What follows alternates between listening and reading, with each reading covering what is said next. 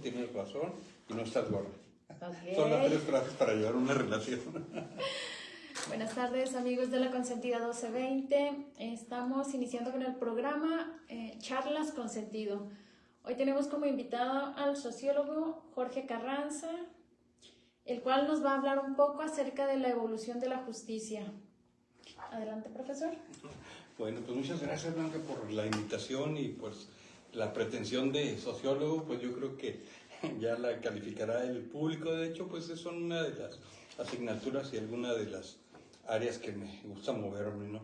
Yo digo que me muevo entre los extremos de la filosofía teórica, precisamente la teología, ¿no? Del mundo de las ideas al de los hechos. Entonces eso te da la posibilidad de tratar de buscar ese equilibrio entre lo que es el ser y lo que es el debe ser. Entonces, pues, más o menos para procurar centrar en esos conceptos la presentación. O sea, ¿tus órdenes, Blanca? Yo digo que más bien es socióloga, a usted se le da muy bien eso. Nos comentaba el profesor que la evolución de la justicia ha pasado por varias o muchas etapas, ¿verdad? Desde las sociedades antiguas, cuando la justicia se entendía a menudo en términos de ojo por ojo, venganza, como diríamos. Luego se refleja en los códigos legales antiguos.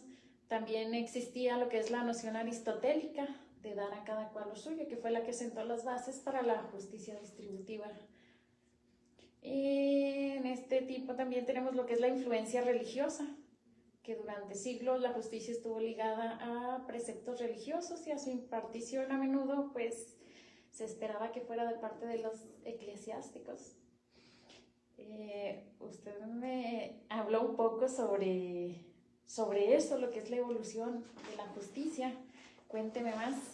Bueno, pues retomando un poquito, ¿no? Básicamente historia. Sí, precisamente la pretensión del hombre es buscar precisamente el estado natural del hombre, ¿no? Dentro de ese estado natural del hombre, pues es verificar lo que el hombre quiere y lo que el hombre necesita para sentirse primeramente bien consigo mismo y después en un entorno social, básicamente, ¿no? Y es ahí donde surge el concepto de justicia, ¿no? Lo que es esa situación propia tanto para mí como para los demás, y como bien resumiste, ¿no? Pues la justicia inicia con la pretensión de la ética griega, ¿no? En ese sentido de buscar el orden natural de las cosas, propiamente en la naturaleza, que la naturaleza, así como la vemos con todo su esplendor, pues es justa, ¿no? En el sentido propio del estado natural, pues todo lo que transcurre de alguna manera tiene un orden normal, ¿no? Esa pretensión se trató de llevar precisamente a través del aspecto de lo que se conoce como la cosmogonía y trasladarlo a la sociedad, donde los individuos pues son afines, así como la naturaleza, lo es con sus propios seres, en sus ecosistemas, los hombres en sus entornos sociales, ¿no? Básicamente en esas relaciones que se dan.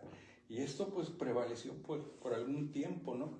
Básicamente fue lo que cimentó de alguna manera los principios de la civilización.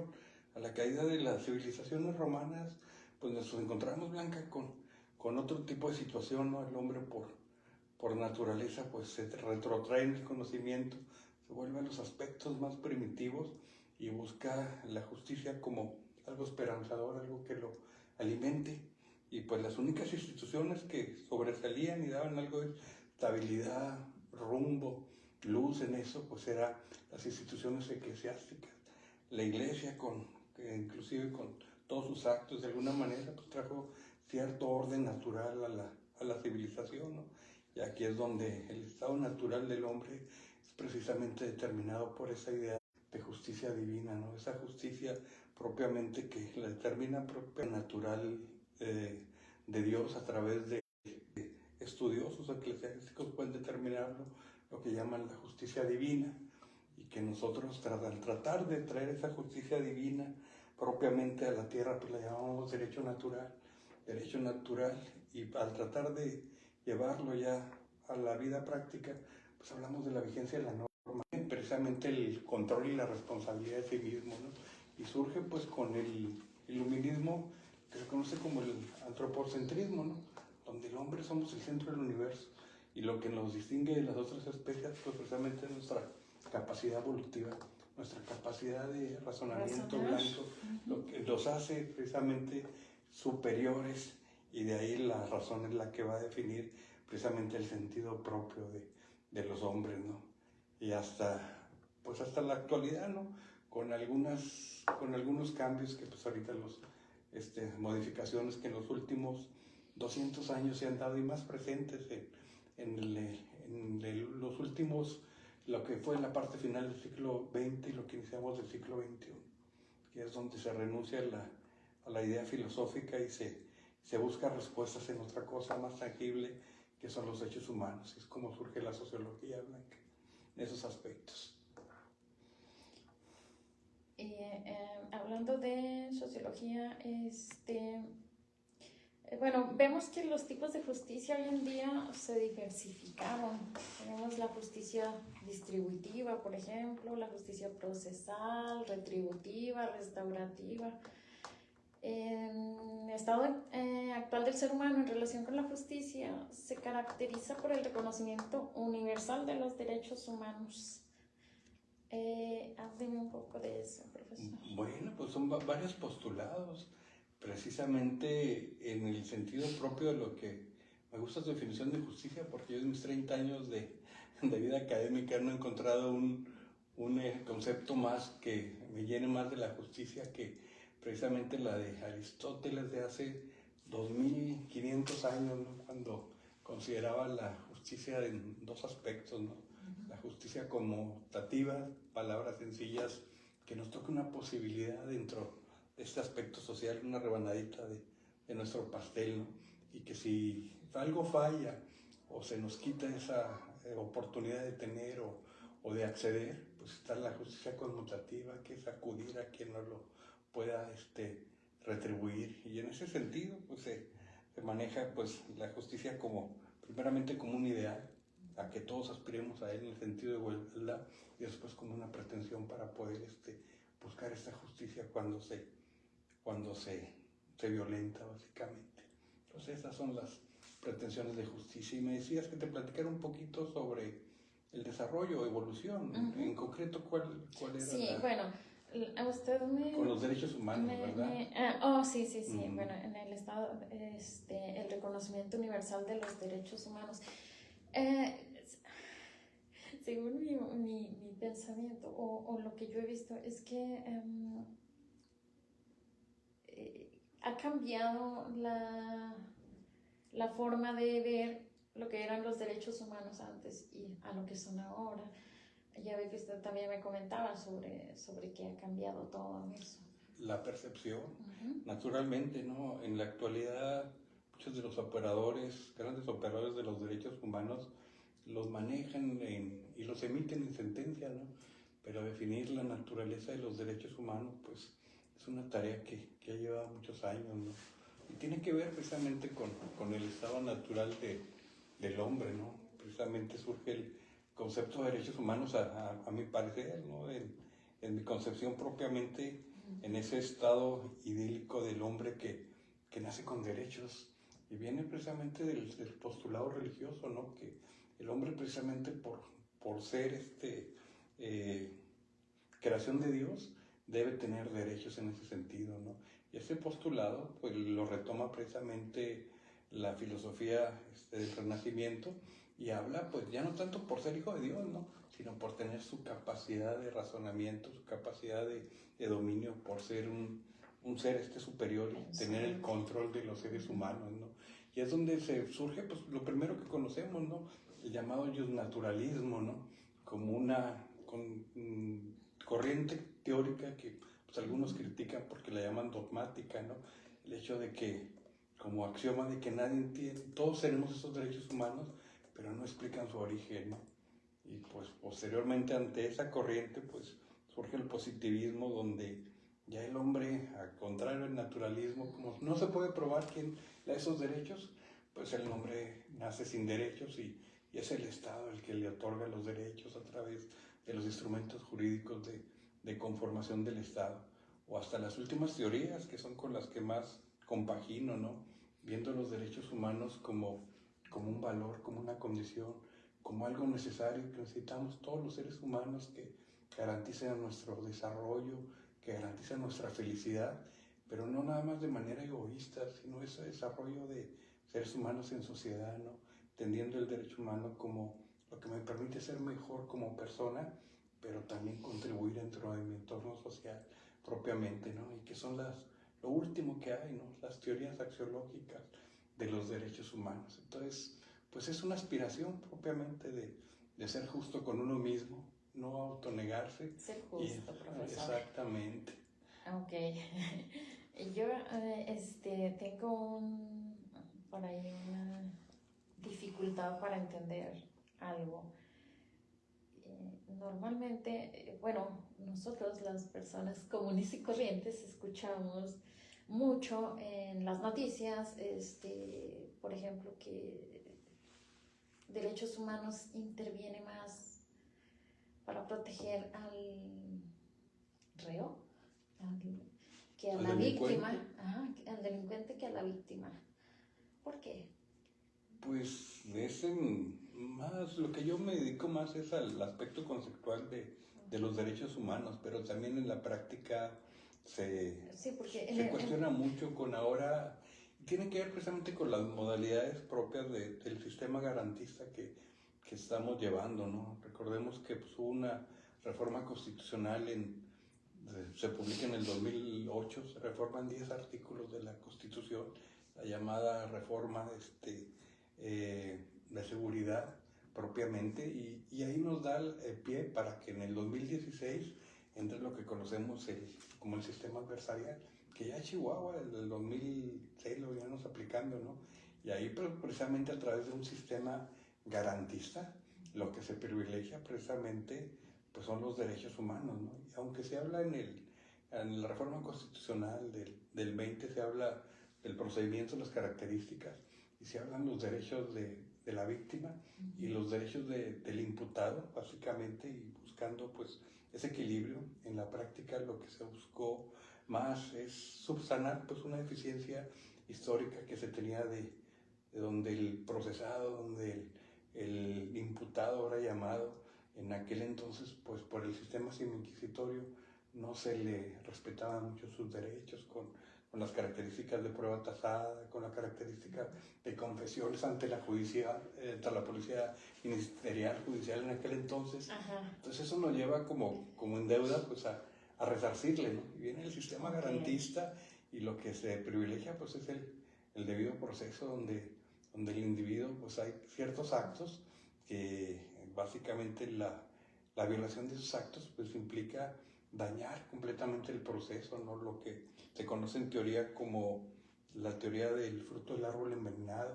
Cualquier violación a derechos humanos básicamente pues indica violaciones procesales y va a determinar pues la invalidez de esas pruebas obtenidas de alguna manera bajo esas condiciones.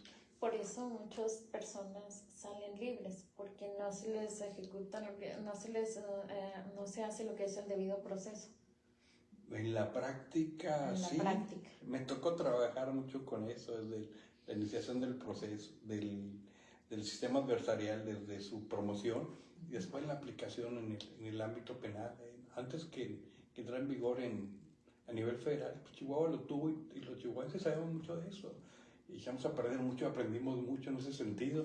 Entonces sí, es un sistema muy exigente y además recordemos que esta reforma, pues no quiero llamar pues no, por no utilizar una palabra inadecuada, diré que no surgió como surgen las leyes o como estamos acostumbrados que nos han enseñado como un proceso cultural interno, ¿no?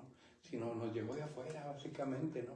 Entonces fue algo ajeno a nuestra cultura, a nuestro proceso de aprendizaje y pues propiamente más a nuestra tradición, ¿no? Entonces los operadores jurídicos de este sistema tuvimos que aprender bastante.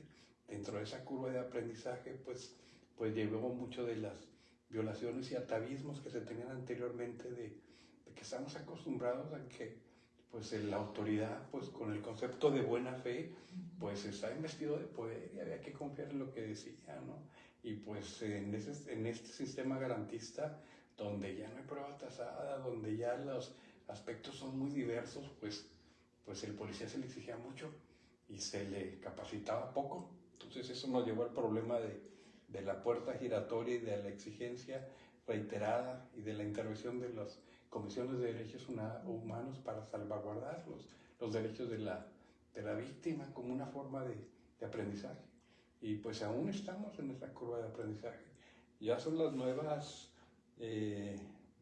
generaciones, pues los que las universidades lo están aprendiendo, este debido proceso, pero en mi caso, pues a mí me tocó tener la preparación, trabajar con el sistema anterior y hacer ese cambio de mentalidad. Entonces, pues, bueno, fue muy exigente y nosotros lo hicimos desde la academia y lo llevamos a la práctica. Bueno, pues reaprendíamos porque mal aprendimos el sistema semiadversarial. Y el sistema semiadversarial pues era un sistema formalizado donde todo venía codificado, donde es el muy código... difícil, ¿no, profesor? Cuando usted ya tiene conocimiento y ya tiene bien, ¿cómo se dice? Bien grabado lo que sigue, lo que sigue, lo que sigue, y luego volver a cero. Fue muy difícil, fue muy difícil. Recuerdo ahí decían grandes abogados, ¿no? Algunos muy mayores que yo, mis maestros, o sea, chango viejo no aprende maroma nueva, ¿no? Y yo les decía, bueno, pues a menos de que te la pases maromeando, ¿no? En ese aspecto. Y lo maravilloso de todo esto, Blanca, es que no obstante la edad, o sea, se cuestiona mucho el concepto de pedagogía del conocimiento. Pensaban que los niños nada más aprendían. Y no, la verdad, nunca dejamos de aprender. El cerebro es maravilloso, tiene una neuroplastía que podemos hacer conexiones nuevas y podemos desarrollar habilidades que no teníamos. Para mí hace un año era súper difícil. Me consta la plasticidad que ha tenido, cómo nos ajustamos al cambio. Y no hay más que corremos, entramos en pánico. Yo amo todo este cambio, pero sí, hace un año yo moría de miedo por todo. Así es, profesor. Se me fue lo que le iba a comentar. Entonces, usted ahorita, yo tengo una duda, ¿usted está tomando algún curso para actualizarse ahorita? De hecho, no en la actualidad precisamente no. Bueno, sabemos que esto tienes que aprender sí, y siempre está cambiando, ¿verdad? Siempre está cambiando. De hecho, pues lo último que tomé fue el doctorado, lo terminé, pero siempre desde que dejé las aulas, como la licenciatura, en ese sentido, pues... ¿Doctorado en qué terminó? En Administración, Ciencias Administrativas, la Universidad Hermana, precisamente, donde también doy clases ahí. Y en ese sentido, pues, no deja uno de aprender ni de sorprenderse de lo que hay, pero yo creo que donde más oportunidad tiene uno de aprender es en las aulas, con los alumnos. Diferentes mentalidades. Con las mentalidades nuevas, sin atavismos. Uno ya está muy encuadrado en la caja y somos un pensamiento rígido, muy formalista, ¿no? Los alumnos con tantos datos y demás tienen información fresca, ¿no? Y además ese estar frente al grupo sin llevar un sketch o algo predeterminado, pues es la exigencia de estos sistemas, ¿no? Donde no es como, a mí me enseñaron el derecho, exactamente donde todo es espontáneo, donde todo de alguna manera, pues a través de esas neurohormonas aprende uno a pensar. Y recuerdo que cuando empezamos en este sistema fui de los primeros capacitadores que me tocó por parte de la Fiscalía representando, y primero convencer a la sociedad, después certificarnos como capacitadores en sistemas oral. Y nos costó un mundo aprender a hablar de manera formalizada, fuera de los sketches, porque lo que nos exigía el sistema adversarial pues era seguir los etarios, que eran los juegos adjetivos.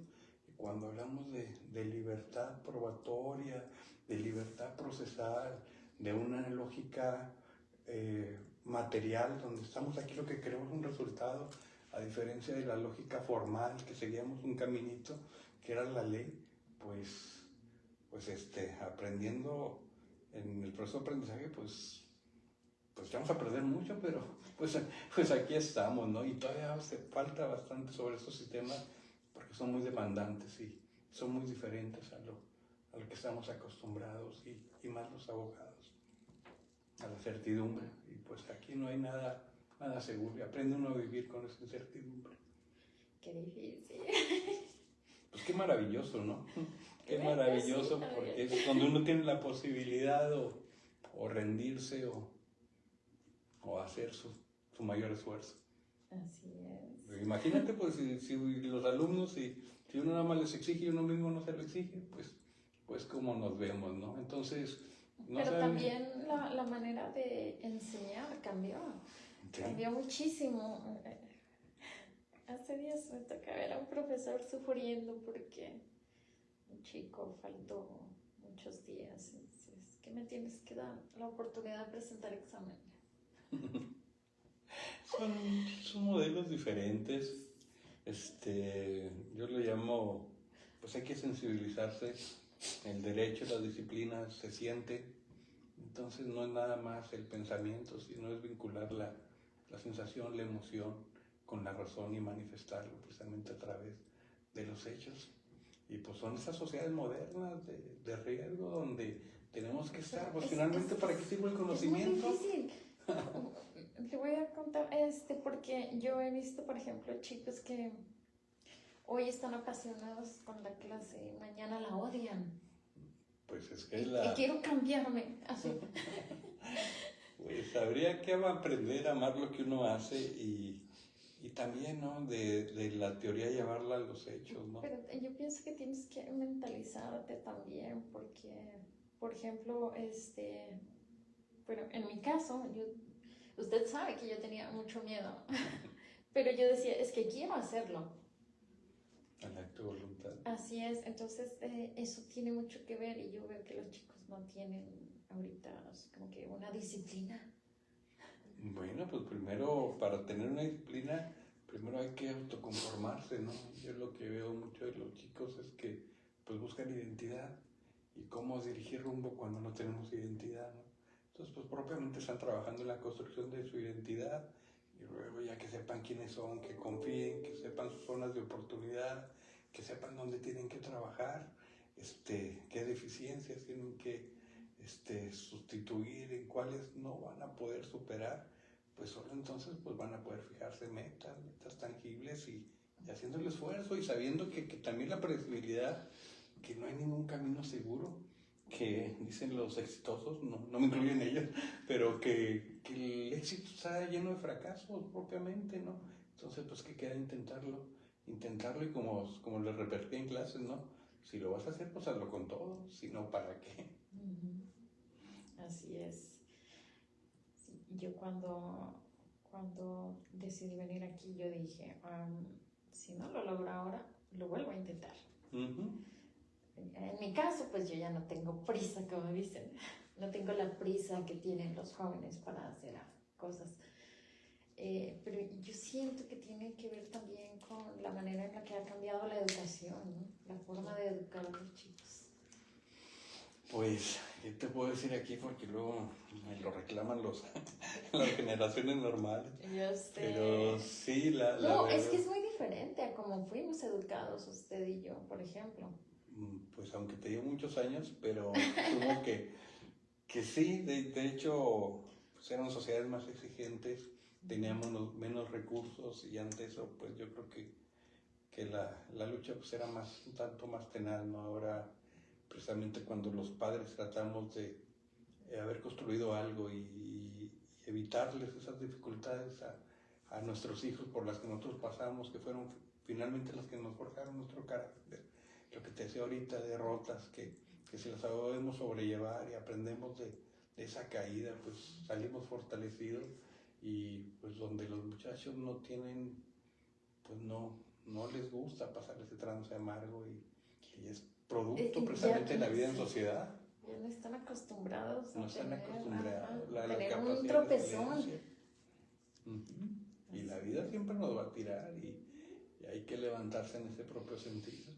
Es parte de la naturaleza propiamente, de la capacidad de resiliencia, ¿no? De aprender de nuestros errores y saber que, pues, si no lo intentamos, pues no lo vamos a lograr y en ese intento pues va a haber fracaso, hasta que de repente algo te sale bien. Hasta que hasta que te das cuenta tú mismo, ¿no? Que tienes que cambiar la manera en la que lo estás haciendo. Claro, claro, aprendes. Ese error, aprendizaje, precisamente. Así. Pero si no lo haces, pues ahí se queda uno pensando si hubiera tenido el valor. Ok, muy bien. Bueno, volvamos. Nos regresamos. Regresémonos. Nos quedamos en la Sí. justicia. ¿Cómo ha cambiado? Pues bueno, Sí. recordemos que ese ámbito de justicia determinó precisamente a través de la pretensión propia del derecho, ¿no? Que es una de las ideas principales, ¿no? El derecho, pues lo que busca es la justicia, pero pues un derecho muy justo, pues realmente sería muy utópico. Entonces, pues ahora lo que se habla, pues es de la eficacia del derecho, que ya desde los teóricos lo determinaban, ¿no? Y es donde surge la sociología precisamente, donde ya no es la naturaleza del ser humano, ¿no? Sino el ser humano no es por lo que es o por lo que quisiera hacer o lo que pudiera hacer, ¿no? Sino lo que interesa al ser humano son los hechos externos, la manifestación de voluntad, esas voluntades libres que son las que nos califican y nos interrelacionan a nivel social, precisamente de grupo, y es donde se ve lo que somos, ¿no? Donde nuestros valores están dentro de nosotros y al ejercitarlos se convierten en virtudes o defectos y produce esa relación o rompe ese vínculo social, ¿no? Los actos antisociales que luego dirán algunos que pues afectan el tejido social, ¿no? De alguna manera o la organización de la sociedad en otras de las teorías, ¿no? Entonces eso es lo que ve precisamente la sociología, ya no tanto justicia sino eficacia, que el derecho sirva para algo.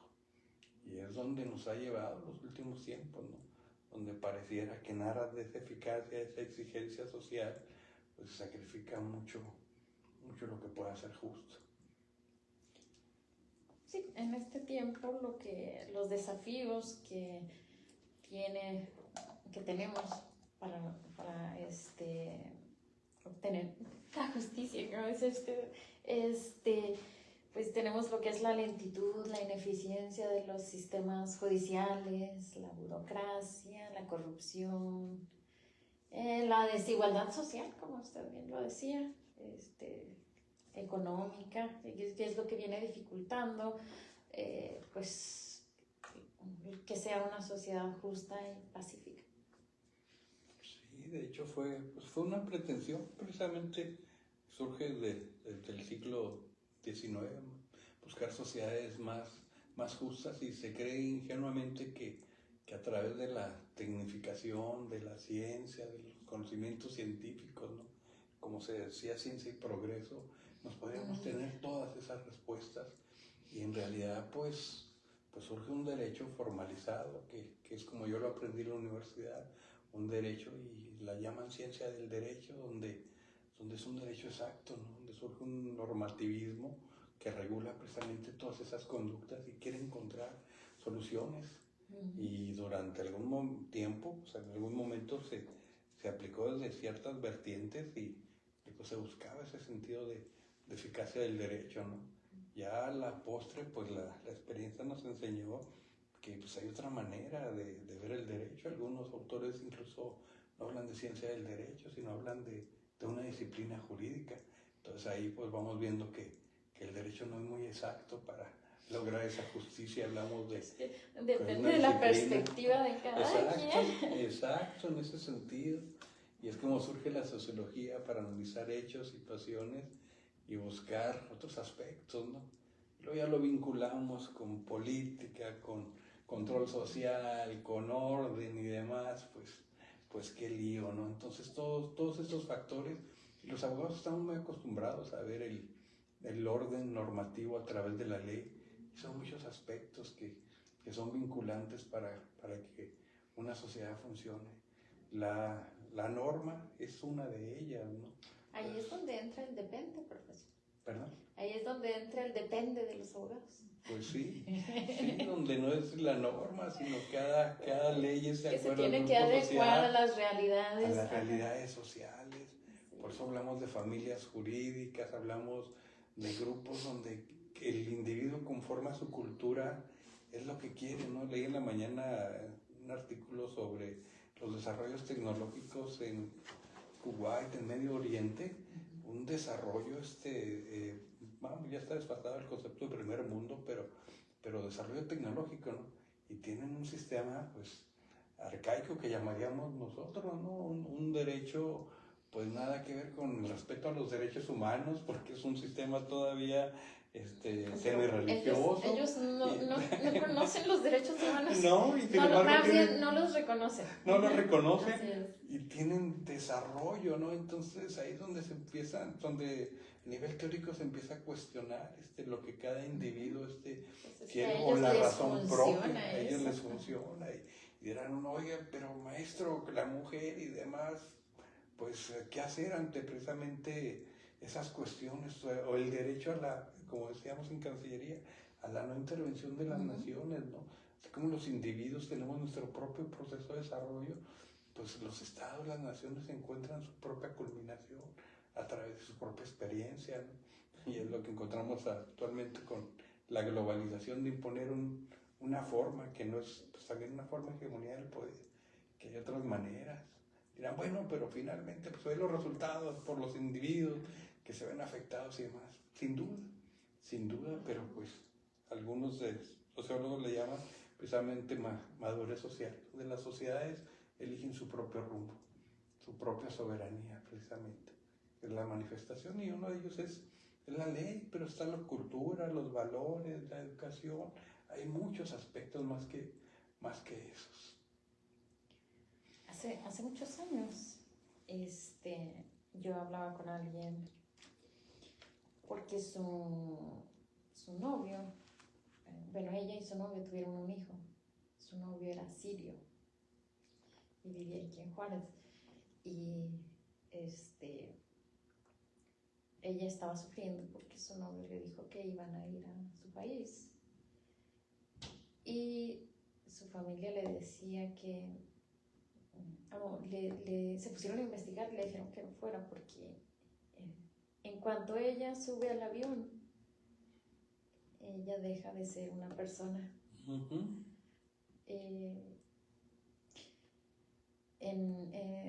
Aun cuando estuviera en el avión aquí, ya dejaba de ser mexicana. Entonces cada país, cada estado tiene sus leyes. Porque a ella le dicen, cuando ella fue a tramitar papelería, ¿no? Le dicen, saliendo tú de aquí, nosotros ya no podemos intervenir, porque son las leyes de su país, y en las leyes de su país, si él quiere, te puede hasta matar, y no hay un castigo para él, porque son sus leyes, porque tú fuiste voluntariamente. Pues alguno de los principios de la territorialidad de la ley es el derecho, y lo que ustedes ven en derecho conflictual, y pues es precisamente el derecho positivo, ¿no? De que cada nación tiene precisamente su conjunto de leyes y corresponden a tradiciones diversas, y donde los extranjeros, los que son ajenos a ese sistema cultural, pues sienten que algo les falta. Precisamente eso es lo que sucede, ¿no? Y lo vemos mucho con grupos migratorios, ¿no? Cuando muchos de sus costumbres de las que adolecen, cuando llegan a otro estado precisamente en aras de garantizar esos derechos, pero quieren llevarse algunos atavismos de su cultura, algunas tradiciones que fue por lo que lo llevó a situaciones de esa naturaleza, ¿no? Entonces, pues son cuestiones fácticas que ahí están. ¿Y cómo reacciona el derecho? Algunos dirían como una ciencia universal, formalista, para que tenga las respuestas. Pues por eso yo me doy la idea de, más que nada, pues es una disciplina pues determinada con los ámbitos de creación del derecho, tradiciones, costumbres, valores, educación de una nación. Entonces es muy complejo todos esos aspectos. Y pues ya ahí lo que se busca, pues entre esa justicia, equilibrar lo que sea justo para un individuo, pero también que sea eficaz. Porque pues muchas cosas pueden ser muy justas, pero no nos garantizan nada. Entonces hay que buscar esas naciones que tienen mucha efectividad, pues hay que decirles que son un poquito más justas, ¿no? Y algunas que somos muy justas, pues hay que pedirles que seamos más efectivas, ¿no? Para lograr algunos postulados que están pendientes por ahí, ¿no? Aquí, aquí en México, pues lo que tenemos más bien es mucha corrupción. Pues, ¿qué te puedo decir? Tengo 30 años en el servicio público y la corrupción es un problema histórico, ¿no? La corrupción, me tocó hacer unos trabajos de investigación precisamente del doctorado y un tema oscuro que es la corrupción, ¿no? La corrupción nace cuando nace la administración pública, ¿no? Cuando nace el excedente, cuando nace el ejercicio vertical del poder, ¿no? El que manda y define y qué se va a hacer con lo que sobra, ¿no? Y quién lo va a administrar, ¿no? Entonces, en ese concepto, y cuando se acaba de la ética política, ¿no? Y viene ya la política como una herramienta, y la corrupción pues es común a todas las naciones, pero lo que yo sí veo muy grave en el aspecto de la administración en muchas naciones, para no particularizar, pues es la impunidad. Más que la corrupción, lo que hay que tenerle miedo es a la impunidad. Y la impunidad pues es un generador de corrupción propiamente, ¿no? Entonces hay que identificar la corrupción, hay que trabajar la corrupción, hay que definir la corrupción y hay que combatir la corrupción propiamente, porque si no se habla, si no se atiende, pues el problema surge. Y pues corrupción, delincuencia organizada, pues ya la justicia queda como una aspiración muy lejana, ¿no? Entonces tendríamos que buscar efectividad para remediar esos aspectos, ¿no? Cómo combatir eficazmente la corrupción, cómo combatir la delincuencia organizada y todos esos vínculos, ¿no? Que más allá de la aspiración de justicia del derecho, pues no es suficiente, ¿no? Y es donde muchos aspiran, entonces la última ratio del derecho, que es el uso de la fuerza legítima, ¿no? Y lo vemos con fuerza legítima del Estado, con lo que se ve ahora, ¿no? En esta situación. No se ve la fuerza del Estado contra los que debería ir. Sí, pues son aspectos distintos. Que la fuerza tiene muchas manifestaciones, ¿no? Y la fuerza, para que funcione, pues tiene que estar precedida de inteligencia, de trabajo, de alguna manera. Y la institución ahí sé mucho, ¿no? La institución de México de procuración de justicia, pues es trabajar sobre los autores materiales. La mayoría de las detenciones que se dan en México son detenciones en flagrancia. Entonces son para operadores, para cuestiones materiales. Y lo que hay que trabajar un poquito en inteligencia, pues propiamente es trabajar sobre autores intelectuales. Y eso el aparato de fuerza no lo da, básicamente, porque los autores intelectuales pues no se ven, pues no los van a detener infringiendo la ley, cuando menos con delitos de realización material, como son los que ven. Esos son los intelectuales. Sí, exactamente. Entonces, pues son muchas de las pues todavía retos que se tiene a ese nivel, básicamente. Y pues volvemos también con los aspectos, ¿no? De prevención del delito, ¿no?